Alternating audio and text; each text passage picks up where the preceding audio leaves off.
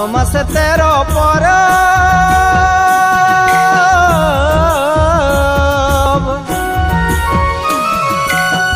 12 মাসে 13 পরব, এগো ভাদর মাসে করম পরব, ভাদর মাসে করম পরব। রানী মোর सुने रानी मोर चाल जाप तोरे नहीं हो, सुने रानी मोर, सुने रानी मोर चाल जाप तोरे नहीं हो।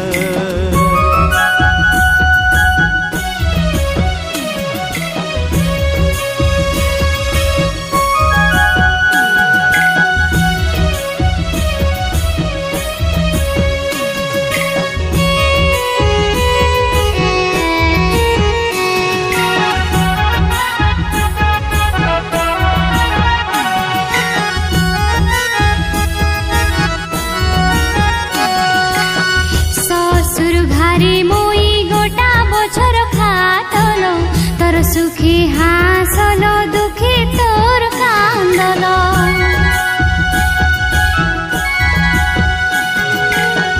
आसाई होता भाई बहिन घर बेसी, भाई बहिन के पर्व भादर एकादशी।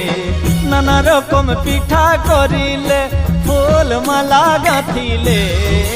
रानी मोर सुने रानी मोर चाल जाप तोरे नहीं हो, सुने रानी मोर चाल जाप तोरे नहीं हो।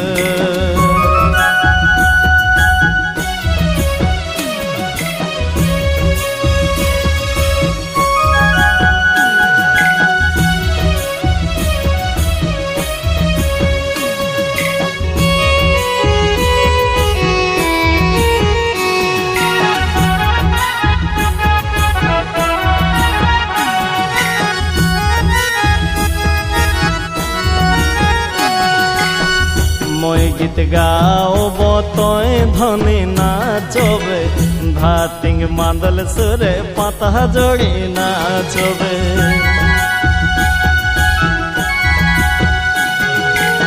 নৈহারি ঝলক